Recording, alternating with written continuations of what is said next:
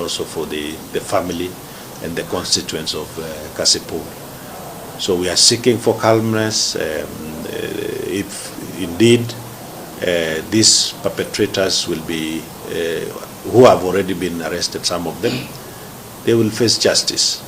And it will also bring closure to the fact that these criminals decided to do this thing in the manner in which they did. So we are calling for peace. We are calling for all the residents of Homa Bay to present themselves in a peaceful manner. I know the Member of Parliament will head his colleagues from Parliament, his constituents, the leadership around this county and across the country. Many of them will be coming in also to give him the befitting send-off that is due to him. And we request that everyone should carry themselves with a lot of decorum so that peace can be maintained. As the local security, we have already had discussions with the local organizing committee. We have looked at the various activities that will take place before, during, and also after the funeral. And we want to give our undertaking that the requisite support in terms of security and other logistics.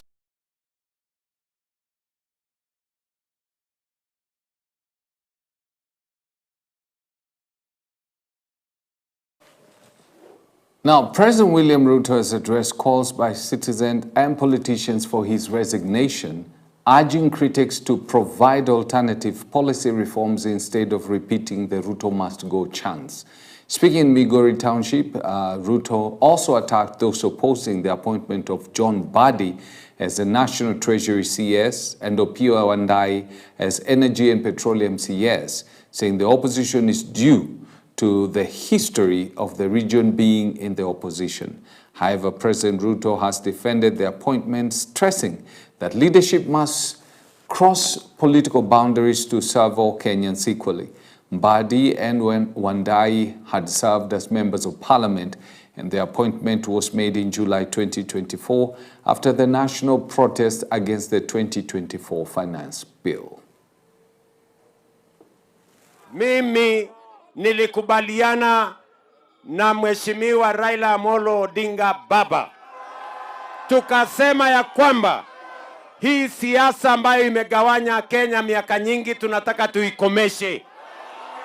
Tukomeshe ukabila, tukomeshe chuki, tukomeshe migawanyiko, tuungane ndio tuweze kujenga taifa hii kwa usawa. Watu wa Mihuru, mimi nawauliza, iko makosa wa Kenya wakiungana? Kuna makosa wa Kenya wakiungana? Kuna makosa tukikomesha ukabila? Kuna makosa tukikomesha chuki? Mimi nawaambia jameni, kwa mapenzi ya Mungu, mimi kama kiongozi wa taifa letu la Kenya, nitafanya kazi na Mheshimiwa Raila Odinga na wale wote wako tayari tuunganishe Kenya, tukomeshe ukabila, tukomeshe chuki na tukomeshe migawanyiko. Kenya iungane na tupeleke taifa letu la Kenya mbele. Kwa vyovyote liwe liwalo, tunataka Kenya moja. Tuko pamoja jameni? Tuko pamoja? Na mimi nataka niwaeleze wale tunashindana na wao sijui wanafanya kazi gani. Saa wakati huu sio wakati wa siasa duni ya ukabila na chuki na migawanyiko.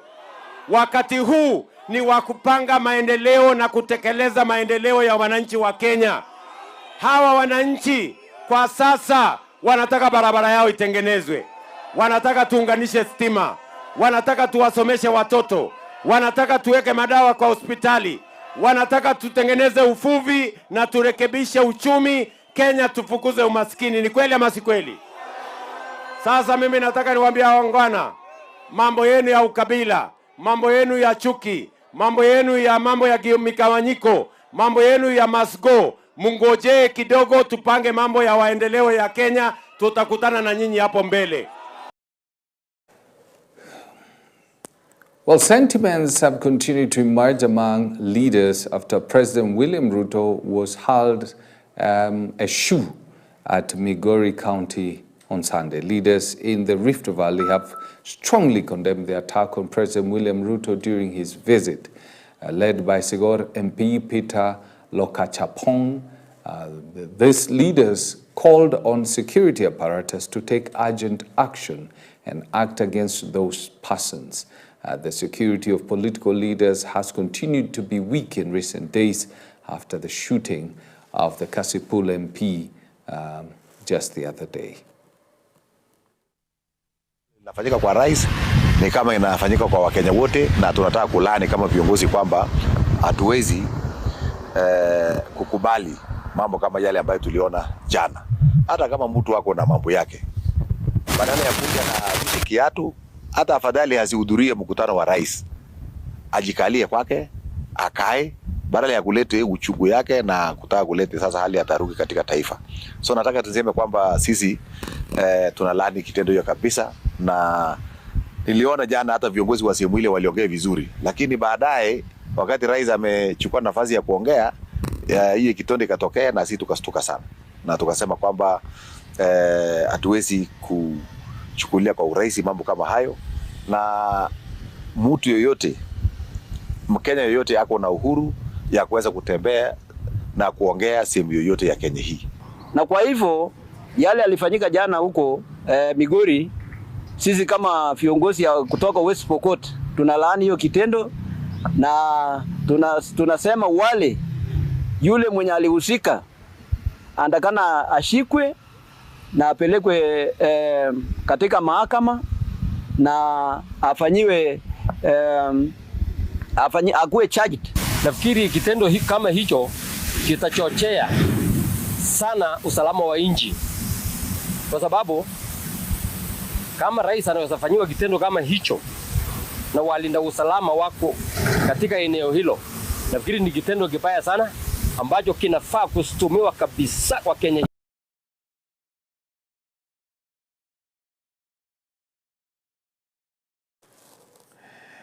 Now, former Meru Governor Kawira Mwangaza has announced plans to launch her own political party ahead of the 2027 general election. Speaking yesterday, Mwangaza said the groundwork for the new political outfit is already underway and the official launch will happen soon. She stated that while the party will have its roots in Meru, it is being developed in collaboration with the leaders from other regions, including Ukambani and the Rift Valley. Mwangaza confirmed that our party will field candidates for every elective seat in the 2027 general election, from members of the county assembly to gubernatorial seats. She added that the party will also present a candidate for the Mbeere North parliamentary seat following the recent appointment of MP Geoffrey Roko as Cabinet Secretary for Public Service.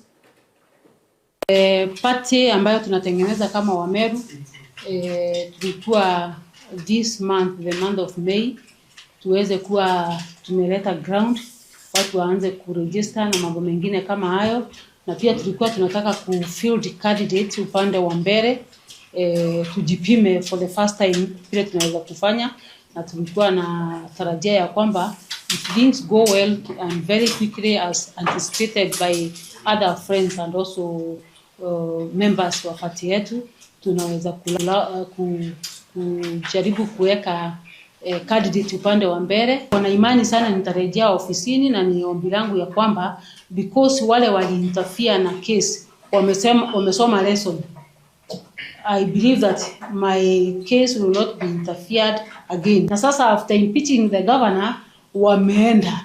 So there was no need ya kuimpeach innocent governor mwenye alikuwa politically assassinated by few leaders. Kwa sababu ile kitu walikuwa wanajaribu kuzuia imetendeka, wameenda already. Mbona wanitoe kwa?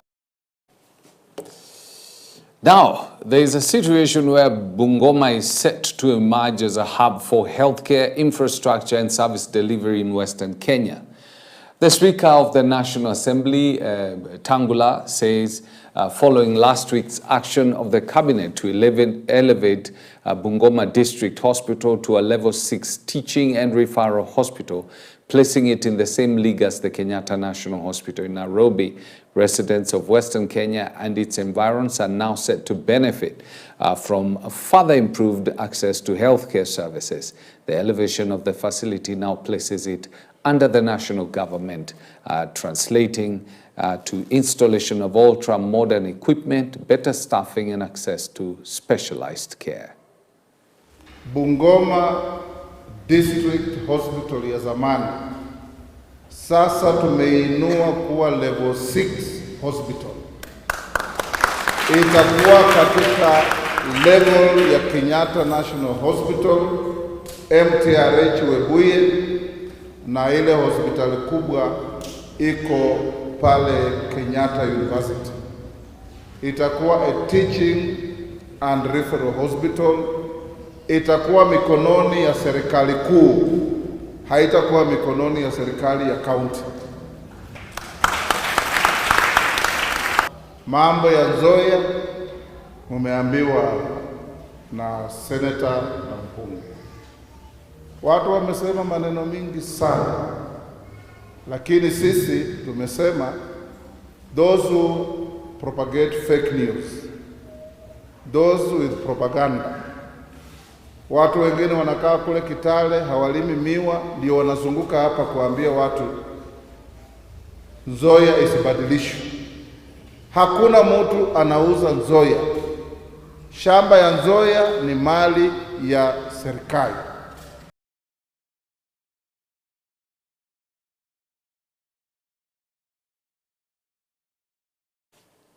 All right, let's take a look at what is happening in the newspapers.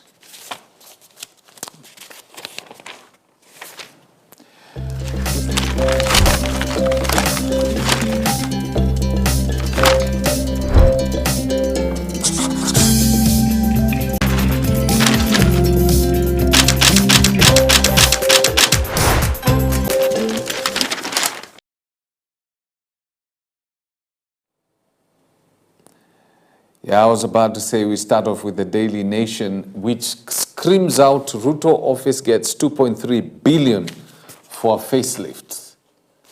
What kind of facelift takes 2.3 billion? 2.3 billion shillings. At a time when we are being told we need to tighten our belts.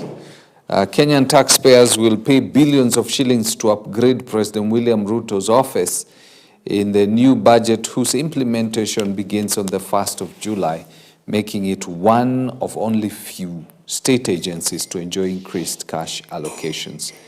Then, Njiri, I wasn't invited to election of new pope. Why? Is it age? You know, if I was him, if it's not age, yeah, I would ask myself quite a number of questions. I would actually ask myself a number of questions. Families of youth killed during anti-tax protests reveal pain, demand justice. And then we have Ruto offices to get 2.3 billion for facelift in a budget, excuse me, 45 billion extra for KDF, teachers and police, makes sense. Uhuru's Park set for a 94.6 million slash. I wonder why. Oh my goodness. All right, this should be interesting. Treasury has proposed to cut ex-President Uhuru Kenyatta's retirement parks by 94.6 million for the year starting July, in a review that will also affect opposition leader Raila Odinga and former vice presidents. A budget document tabled in Parliament show Mr. Kenyatta's parks will reduce to 276.85 million from 371.6. And then the president's security has been tightened following the shoe incident. Mudavadi deals with other nation, deals with other nation won't be kept secret. The back page of the Nation, bloated wage bills stifling development in counties. Senate probes National Lands Commission delays to pay landowners for property acquired by state. And then burden of advisors. Now this is the Standard newspaper, burden of advisors. Then it gives up the advisors are gobbling $1 billion shillings annually in salaries and office costs. President Ruto's growing team of 20 advisors is a heavy burden on taxpayers. Despite the impressive CVs, many fail to offer tangible benefits to Kenya, with their roles overlapping those of cabinet secretaries, leaving the country questioning their usefulness. Then you have the pictures of these advisors, quite a number of them, I must say. Then Ivorian, you have global attention shifts to Vatican City as Papal conclave begins. And then officers in Baby Pendo case charged with rape, murder, and torture. Did they rape the kid? Ruto's bloated team of 20 advisors. Hey, today I'm saying advisors. Advisors drain $1 billion from taxpayers, and there are quite a number, I must say. Nikirende.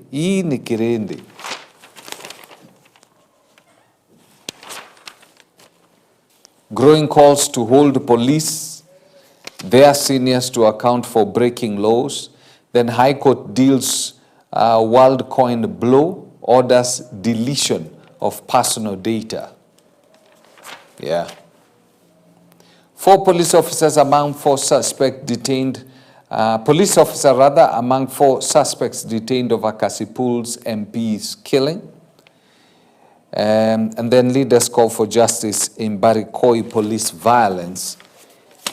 And then the back page of the Standard, Rafina's bursaries key to devastating Champions League run. And then you have the picture of Barcelona's Rafina as he prepares to do his thing. Well, that's where we bring the newspaper review to an end. Remember, today we have Your Faith coming in at 9 a.m. that is. And then at 2 p.m. we are going to have Manukato, where Teddy and DJ Show will do their thing. Do have yourself a lovely morning.